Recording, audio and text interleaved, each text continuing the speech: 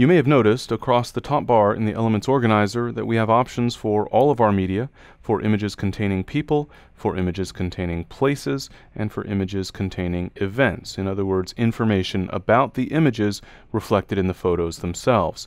Well, if you click on the people option initially, you'll see that there are no people to be displayed, and that's because I have not yet specified that there are any people in any of my photos.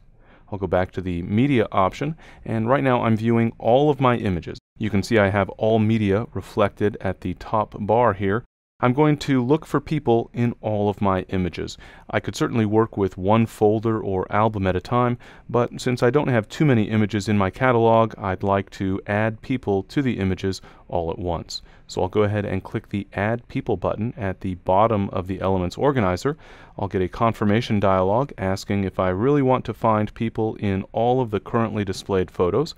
I'll go ahead and click Yes, and then Elements Organizer will analyze all of my photos looking for people that are contained within those images. You'll see that I then get a series of thumbnail displays, and I can specify who these people are.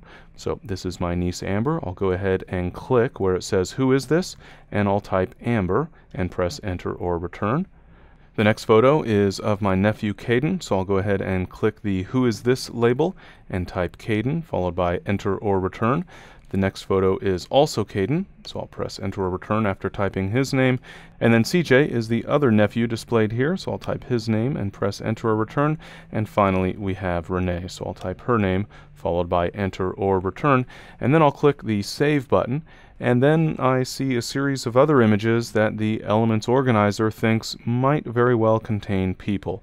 They don't. The closest fit would be the Statue of Liberty, of course, but I don't want to add that as a person, so I'll just go ahead and click the Save button. Now I have some additional images containing people, and so I can specify who they are. I'll go ahead and click on the Who Is This banner, and this happens to be another photo of CJ. That's a name I've already added, so I'll go ahead and choose that from the pop-up. And here's another photo of Amber, and yet another photo of Amber. So I can choose each of those names from the available pop-up, and I'll go ahead and click Save.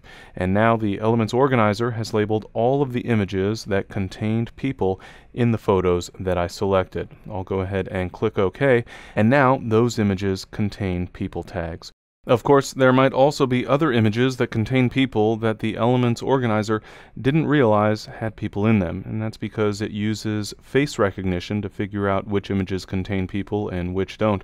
So this photo, for example, contains a person, but the face is not visible. It sort of doesn't look like a person from the perspective of the Elements Organizer because no face is visible, and that same person is displayed over on the right. Well, I can select both of those images and then right-click on the photo and choose Add a Person. I'll go ahead and start typing Renee. She's the person on the swing there at the carnival. You'll notice that the name pops up as soon as I start typing, so I'll click that option and then click the Add button. I get a message indicating that Renee has been successfully identified as the person in those two photos. I can go ahead and close the dialog at that point. And I can continue scrolling through the images looking for any other photos that the Elements Organizer might have missed. For example, these photos taken at a carnival include, albeit blurry and a little bit small, photos of yours truly. That's me riding on a carnival ride, and so I'd like to add an additional person's name. So I'll select all of those photos and then right-click and choose Add a Person, and I'll go ahead and type my own name and then click the Add button. I can then close that dialog, and those images have been tagged as including myself.